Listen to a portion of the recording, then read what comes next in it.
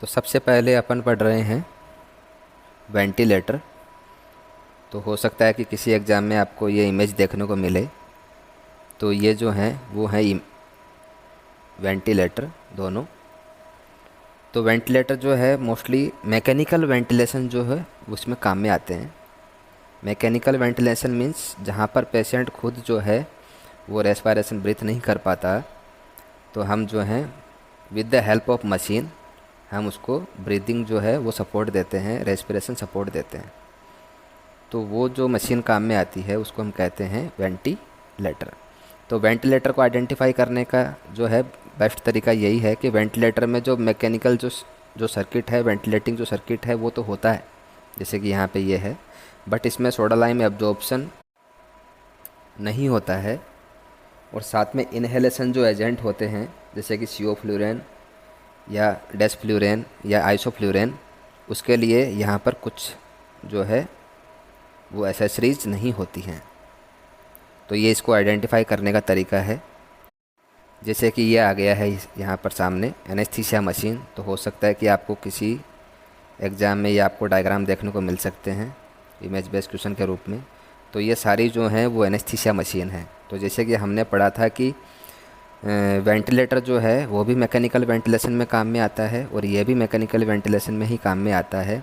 But इसको differentiate करने का तरीका देखो यहाँ पे ये है, ये सोडा लाइम एब्जॉर्प्शन के लिए यहाँ पे अलग से होता है। और साथ में इनहेलेशन एजेंट देखो यहाँ पे, यहाँ पर और यहाँ पर ये देखने को मिलता है।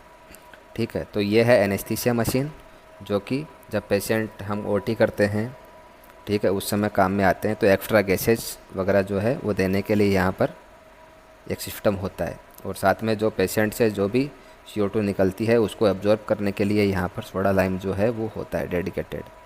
तो ये वाला है एनेस्थीसिया मशीन। नेक्स्ट ये इमेज देखिए, ये है कोटरी। दोनों इमेज जो है वो कोटरी है। और कोटरी कौन सा है देखिए यहाँ पे, मोनोपोलार। कौन सी कोटरी है? मोनोपोलार।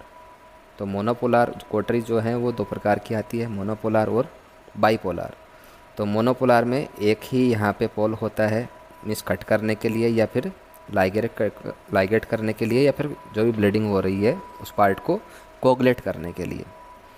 तो इसका जो यूज है वो है cut the tissue and coagulate the bleeding. जहाँ पर भी ब्लीडिंग हो रही है उसको कोगुलेट करने के लिए जो है वो ये काम में ली जाती है। दूसरी हम देखेंगे, देखो ये है बाईपोलर कोटरी। देखो यहाँ पे इसके दो पोल हैं, दो एंड हैं, उसके एक ही पोल था, एक ही एंड था। ठीक है, तो इनका काम जो है वो सेम है, टू कट या फिर to stop the bleeding. Means वहाँ पे कोगुलेट कर देते हैं, वो उसको जला देती है उस पार्ट को, जिससे कि ब्लीडिंग जो है वो रुक जाती है। तो ये है बाईपोलर कोट। ये आ गई है ये आपके सामने कोटरी मशीन। देखो यहाँ पे जो है ये बाईपोलर कोटरी यहाँ पे दी हुई है। ये कोटरी पैड है, ये कोटरी पेडल है, ये कोटरी केबल है। ठीक है, ये यहाँ पे मोनोपोलर कोटरी है। ये है अपनी कोटरी मशीन, ये है अपनी कोटरी मशीन। तो इसमें जो है वो अपने को सेटिंग करनी होती है, कितने कोगुलेशन पे, कितने पे अपने को कट करना है। ठीक है, डॉक्टर अपनी सहूलियत के हिसाब से इसको कम ज़्यादा करवाते हैं। अब ये देखिए आपके सामने इमेज है, यह है लेरिंजोस्कोप। तो लेरिंजोस्कोप के भी अलग अलग टाइप हैं ये वाले। ये लेरिंजोस्कोप का हैंडल है। ठीक है, ये इसकी सारी ब्लेड हैं। ये 4 प्रकार की ब्लेड दी हुई है। तो लेरिंजोस्कोप का काम आप जानते हैं सभी के, पेशेंट जो है उसको इंट्यूबेट करने में काम में आता है, या फिर कोई भी ओरल एग्जामिनेशन करनी है, अनकॉन्शियस पेशेंट है तो हम कर सकते हैं। तो इसकी जो कर्व ब्लेड जो आती है, जो यूनिवर्सल है, मोस्ट कॉमन यूज आती है, वो होती है मैकिन्टोश। जो स्ट्रेट ब्लेड आती है, आगे से हल्की सी कर्व होती है, वो होती है मिलर। और मिलर का ही एक और टाइप है विस्कॉन्सिन। ठीक है, ये आगे से स्ट्रेट आता है, ये हल्का सा मुड़ा हुआ है यहाँ पे देखिए, बट ये जो है वो स्ट्रेट है और थोड़ा ब्लंट टाइप है। और ये जो है ये टिप वाला है। ठीक है, ऑक्सफोर्ड टाइप जो है वो मिलर है, ऑक्सफोर्ड टाइप मिलर है। तो मोस्टली मैकिन्टोश जो है इमेज आ सकता है, ये बिल्कुल जो कर्व वाला है वो होता है मैकिन्टोश। स्ट्रेट जो ब्लेड होती हैं वो होते हैं मिलर। और इसका काम क्या होता है? पेशेंट को इंट्यूबेट करने में हेल्प करता है। नेक्स्ट देखो, ये अच्छे से और इमेज दिखाई है आपको, ये सारे जो हैं वो मिलर जो है अलग अलग साइज़ के ब्लेड हैं, ये मिलर हैंडल है।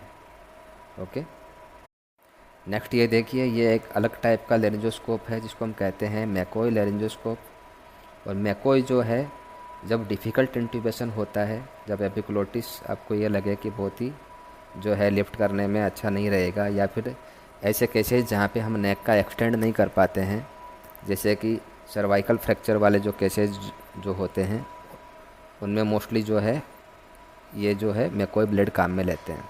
तो हैंडल जो है वो यूनिवर्सल है, इसी हैंडल में ये लग जाता है। बट यहाँ पे देखो ये काम कैसे करता है कि जब इसको जो इसका ये जो हैंडल है, इसको जब हम इधर प्रेस करते हैं तो ये जो है ये टिप इसकी इस प्रकार से बेंड होती है। तो क्या होती है कि इजीली जो एपिग्लोटिस है वो इसको अच्छे से उठा लेती है, तो अपने को जो है हेड को इतना एक्सटेंड नहीं करना पड़ता, और वोकल कॉर्ड या फिर ट्रैकिया जो है वो अच्छे से विजुअलाइज हो जाता है। तो पेशेंट को हम इसके द्वारा बहुत ही इजीली जो है वो इंट्यूबेट कर सकते हैं। तो अगर इमेज आपको देखने को मिले तो ये है मैकोई लेरिंजोस्कोप, मैकोई ब्लेड।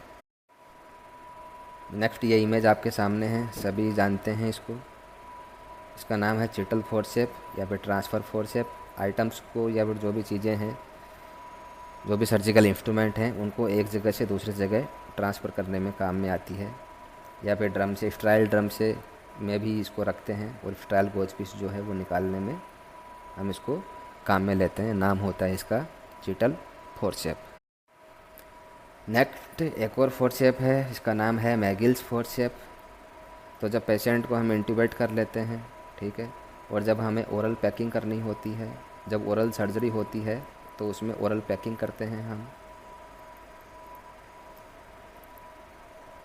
या फिर जिसको थ्रोट पैकिंग भी बोलते हैं। या फिर जब राइल्स ट्यूब जो है उसको हमें और आगे बढ़ाना होता है, जब पेशेंट को इंट्यूबेट करना होता है, तो ये फेरिंग्स एरिया में जाके और जो है चीज़ें जो हैं उनको ग्रास्प करती है, ठीक है। इसका नाम होता है मैगिल, इसीलिए इसका इस प्रकार से जो ये कर्व दिया हुआ है, ठीक है, ये स्ट्रेट ओरल कैविटी में जाता है। और जो भी हमें आगे पुश करना होता है, ट्रैकिया में हो सकता है ट्यूब पुश करनी हो हमें, या फिर राइल्स ट्यूब को हमें आगे पुश करना हो, ठीक है, या फिर जब हमें ओरल पैकिंग करनी हो या थ्रोट पैकिंग करनी हो, उस समय यह काम में आती है। नाम होता है इसका मैगिल फोर्सेप। अभी ये आ गया है आपके सामने यूट्राइन साउंड, ठीक है। ये यूट्रस की जो है लेंथ मेजर करने में हेल्प करता है। इमेज देख लीजिए, मेटल और प्लास्टिक दोनों में ये अवेलेबल होता है यूट्राइन साउंड। ये इसका हैंडल है, ये यहाँ पे इसका शाफ्ट है, और ये इसकी टिप है। टिप जो है वो हल्की सी मुड़ी हुई होती है आगे, इस प्रकार से ये होता है। और इसका जो मेन काम है वो क्या है, टू मेजर द लेंथ। या फिर जब हम आईयूडी इंसर्ट करते हैं तो उस समय ये जो है डायरेक्शन जो है वो करने में हेल्प करता है।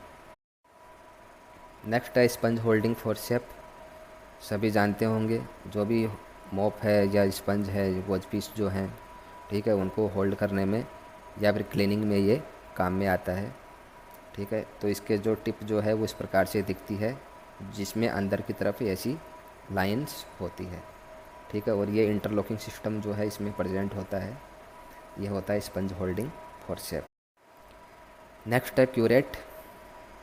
देखिए यहाँ पे ये भी क्यूरेट है, ये भी क्यूरेट है। तो डीएनसी जब करते हैं अबॉर्शन में, उस समय ये काम में लेते हैं मोस्ट ऑफ, ठीक है, कि जो भी यूट्राइन वाल है उसको हम क्या करते हैं, क्यूरेट करते हैं, ठीक है। और फिर क्यूरेट करके जो भी है, जो चीज़ें हैं उनको हम सेपरेट कर लेते हैं, ठीक है। तो ये होती है क्यूरेट। अच्छे से आप डायग्राम देख लीजिए, इमेज बेस्ड क्वेश्चन के रूप में आपको देखने को मिल सकता है। ये देखिए वॉर्म फोर्सेप, ठीक है।